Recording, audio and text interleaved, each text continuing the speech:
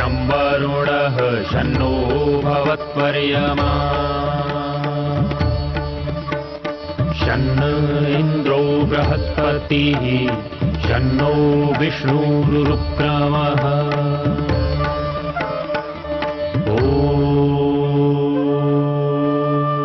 शान्ति शान्ति शान्तिः।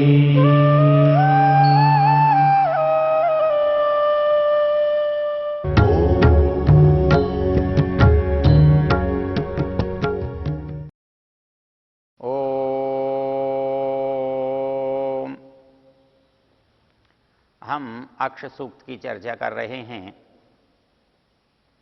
अक्ष सूक्त ऋग्वेद के दशम मंडल का 34वां सूक्त है।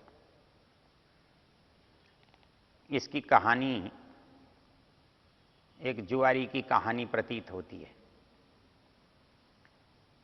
और उसकी जो मानसिकता है उसका चित्रण हम पिछले मंत्रों में देख रहे थे।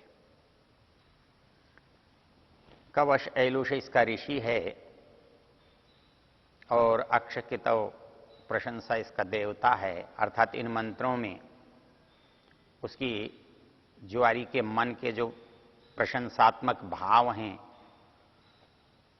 वो इन मंत्रों में चित्रित है।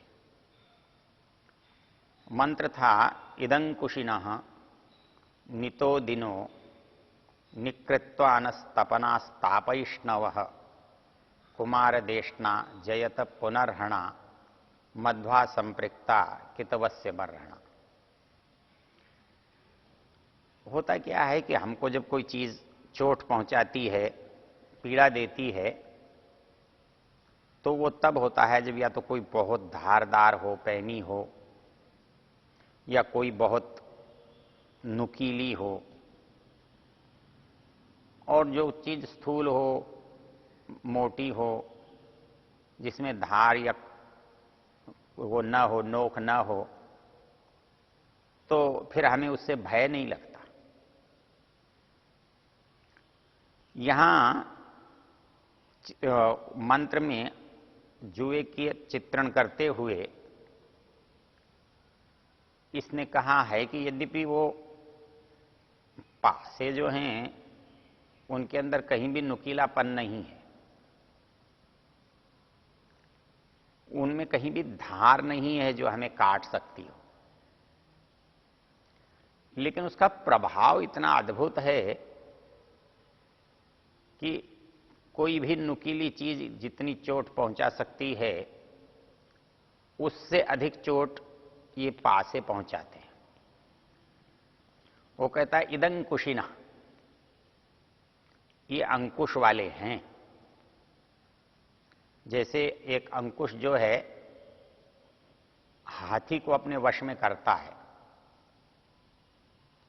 क्योंकि उसमें बड़ी पैनी नोक होती है, उस नोक से वो हाथी भयभीत होता है। तो जैसे वो चोट पहुंचाता है गहरी, तो यहां भी उसके लिए कहा है इदं कुशिना। वो उतनी ही गहरी चोट करता है। वो जो पासा जब हमारे अनुकूल पड़ता है तब तो हमें बहुत उत्साहित करता है, प्रसन्न करता है, आह्लादित करता है, लेकिन जब वो उल्टा गिरता है, हमारी चाहने से विपरीत होता है, तब हमारे अंदर गहरी चोट पैदा करता है, दुख पैदा करता है। इसलिए उसे कहा इदं कुशिना। नितोदिना, तुद व्यथा को कहते हैं, पीड़ा को कहते हैं। कहता है ये जो पासे हैं लगते नहीं हैं, लेकिन बहुत पीड़ा देने वाले होते हैं। निकृत्वान, ये काटने भी वाले भी होते हैं। ये इनका काटा हुआ हमको दिखाई नहीं देता, लेकिन उस काटने के परिणाम हमारे जीवन में बहुत गहरा होता है। हम इसको खेल करके समाज से कट जाते हैं, इसको खेल करके मित्र परिवार से भी कट जाते हैं, इसको खेल करके हम अपने आप से भी, अपने सम्मान से भी कट जाते हैं। जैसे काटने की जो प्रक्रिया होती है वो उसकी एकता को तोड़ने वाली होती है, एकता को भंग करने वाली होती है, वो उसको खंडित करने वाली होती है। इसलिए यहां पर जो विशेषण दिए हैं वो चुभने वाले हैं अंकुश की तरह से, वो पीड़ा देने वाले हैं, कोई भी चीज दबाती है जिस तरह से, वो काटने वाले हैं जैसे कोई धार वाली वस्तु हमें शरीर को, अंगों को काट देती है, ऐसे। इदं कुशिनो नितो दिनो निकृत्वानः तपना तापयिष्णव। कहता ये हैं तो ठंडे, हाथ में लेने पर गर्म नहीं लगते, लेकिन परिणाम में गर्म हैं और गरमाने वाले भी हैं। हमारे को संताप पहुंचाने वाले हैं। ताप इष्णव, इतना ही नहीं, ये कुमार देशना, ये मारने वाले हैं, ये मृत्यु को प्राप्त कराने वाले हैं। ये मृत्यु को प्राप्त ही नहीं कराते, ये कुमृत्यु के कारण हैं, एक बुरी मृत्यु के कारण है। कुमार देशना, ये हमारे अंदर जो पीड़ा है, जो व्यथा है, जो मृत्यु का भय है, वो मृत्यु का भय हमारे अंदर इतना गहरा और कि इसका मारा हुआ हमने को बहुत पीड़ा पहुंचाता है। और इतना सब होने के बाद भी इस सब की जो विचित्रता है, जो अनूठापन है, जिसके कारण से हर आदमी इसके अंदर आकर्षित हुआ चला जा रहा है, कितना अच्छा लगता है। कुछ परिश्रम नहीं करना पड़ता, मेहनत मजदूरी नहीं करनी पड़ती, कुछ बैठ कर के काम नहीं करना पड़ता, और हम बहुत ही अनायास हो करके केवल कुछ पासों को अपने हाथ से जब डाल देते हैं तो उनको डालकर ही हमारे अनुकूल यदि वो गिर जाता है तो हमें बहुत सारा लाभ एकदम ही मिल जाता है। ये जो परिस्थिति है, इसके लिए वो ये कहता है मध्वा संपृक्ता कितवस्य बर्हणा।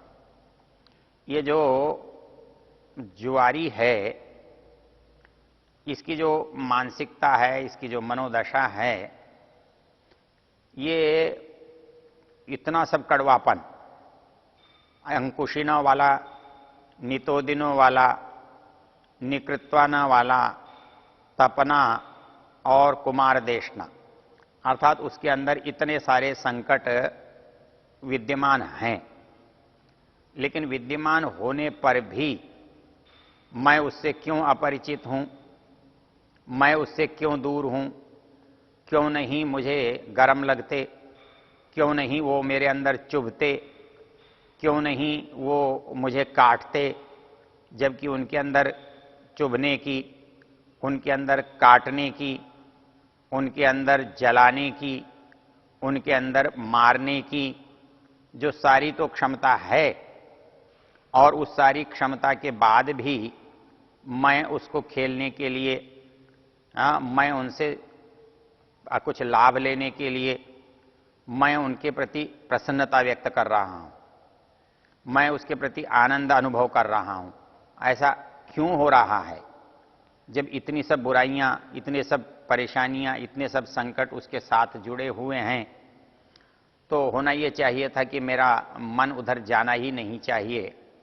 जैसे मैं किसी दुख देने वाली चीज को देखकर उससे मैं बचता हूं और मैं दूर जाने का यत्न करता हूं, मैं उसको सुनना भी नहीं चाहता, मैं उसके बारे में कुछ कहना भी नहीं चाहता, और मैं उसे याद भी नहीं करना चाहता, ऐसी परिस्थिति में भी मैं उसको खेलने जा रहा हूं, उससे प्रेम करने जा रहा हूं, उसको अपनाने जा रहा हूं, तो हमारे मन में एक संकट पैदा होता है कि इतनी सब बातें होने पर भी वो हमको दूर क्यों नहीं कर रहा है, अर्थात वो बुराई हमारे से अपने आप क्यों नहीं दूर हो रही है, हम उस बुराई से अपने आप को छुड़ा क्यों नहीं पा रहे हैं। तो इस संबंध में जब बात आती है तो एक छोटा सा जो वाक्य इसके अंदर किया है, मध्वा संपृक्ता। जब आप किसी चीज को, उसके अंदर कोई आकर्षण लगा लेते हैं, उसके अंदर कोई मीठापन लगा लेते हैं, उसके अंदर कोई सुंदरता लगा लेते हैं, तो मनुष्य का मन जो है वो सब चीजें छोड़ करके उस सुंदरता के पीछे पड़ जाता है, उस आकर्षण के पीछे पड़ जाता है।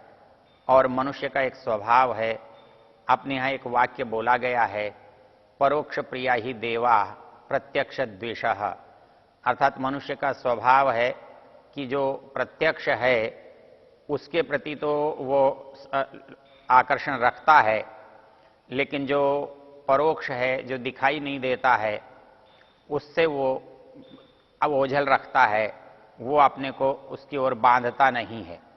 ऐसी स्थिति में यहाँ पर भी वही बात लागू होती है। वो ये कहता है कि वो भले ही इदंकुशिना हो, वो निकृत्वा न हो, वो तपना हो, तापैष्णव हो, वो जलाने वाले क्यों न हो, चुभने वाले क्यों न हो, पीड़ा देने वाले क्यों न हो, मारने वाले क्यों न हो, लेकिन ये सब की सब बुराइयां एक छोटी सी बात के कारण से हमारी आंखों से ओझल हो जाती हैं। तो इसलिए कहा है कि मनुष्य जो होता है वो जो प्रत्यक्ष है, जो सामने दिखाई देता है, उससे प्रेम करता है। जो समझदार होता है, जो विद्वान होता है, जो देव होता है, वो उसके पीछे छिपे हुए रहस्य को देख लेता है, उसके अंदर छिपे हुए दुखों को समझ लेता है। वो ऐसा व्यक्ति जो उस पीछे छिपी हुई चीज को देख सकता हो, वो तो अपने को बचा सकता है, वो अपने को उन चीजों से दूर कर सकता है। लेकिन एक जो सामान्य व्यक्ति है, मनुष्य है, जो मनुष्य कोटि का प्राणी है, वो मनुष्य कभी भी उस को देख नहीं पाता जो पीछे है। तो इसलिए उसके यहाँ एक विशेषण पढ़ा है, मध्वा संपृक्ता कितवस्य बर्हणा, अर्थात ये जो मधु से लिपटे हुए हैं, तो हमें ये नहीं पता चलता कि इसके अंदर जो दुर्गुण हैं, जो इसके अंदर हमारे को नुकसान पहुंचाने वाली बातें हैं, वो बातें किसी भी तरह से हमारे अनुभव में नहीं आती।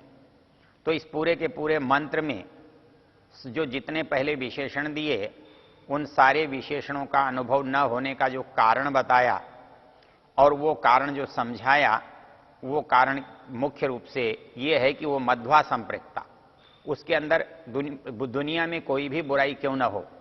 हमारे मन में ऐसा रहता है कि आदमी बुराई है तो व्यक्ति को बुराई की ओर नहीं जाना चाहिए, स्वाभाविक रूप से बुराई से दूर रहना चाहिए। लेकिन मनुष्य को मालूम है कि यह बुराई है और फिर भी मनुष्य उससे दूर नहीं रह पाता।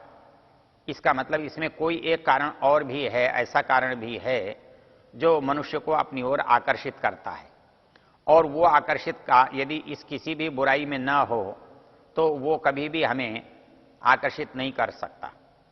इसलिए गीता ने एक बड़ी सुंदर पंक्ति लिखी है, वो ये कहते हैं कि जो सामने दिखाई देता है, यत् तत् अग्रे विषमिव परिणामे अमृतोपमम, ये तो सात्विक सुख की परिभाषा है।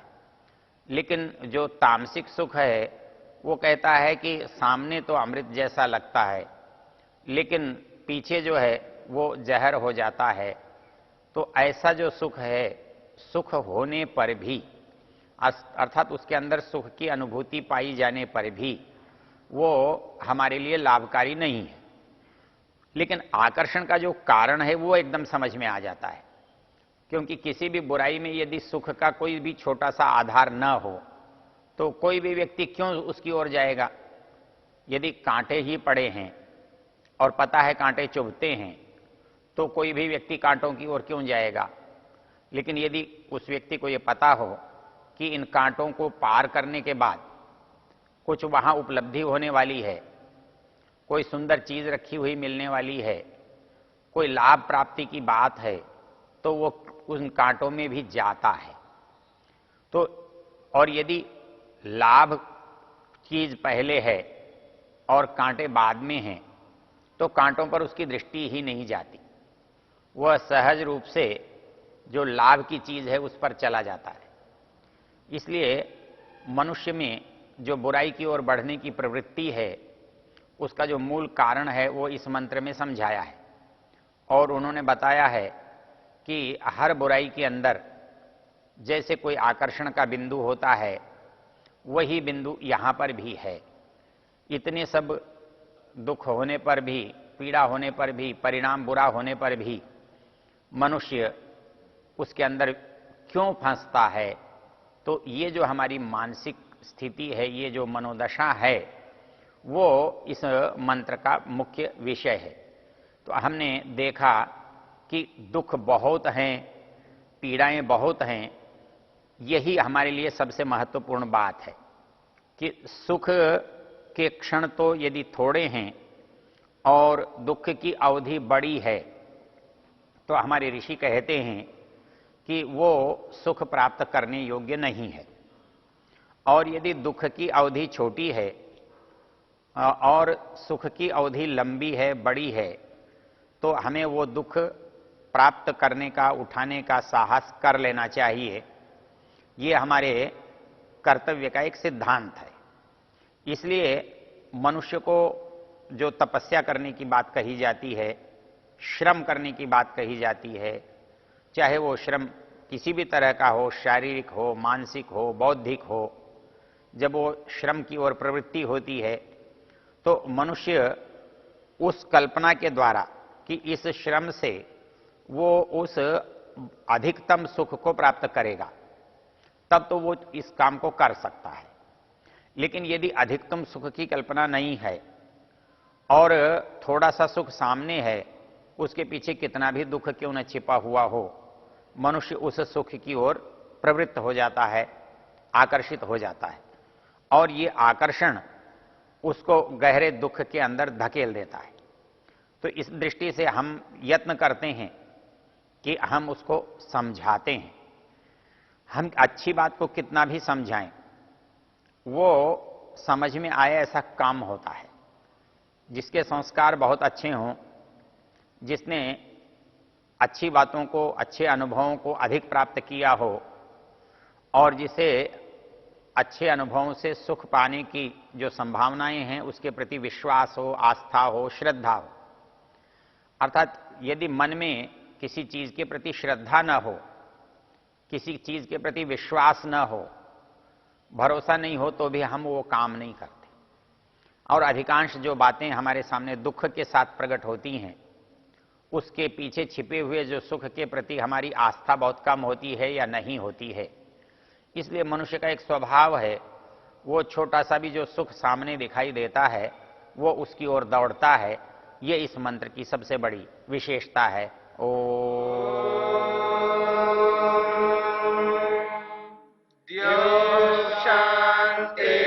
शांतिरंतरिक्षं शांतिर्पृथिवी शांतिरापः शांतिरोषधयः शांतिः वनस्पतयः शांतिर्विश्वे देवा शांतिर्ब्रह्म शांति सर्वं शांति शांतिरेव शांति क्षमा शांतिरेधि।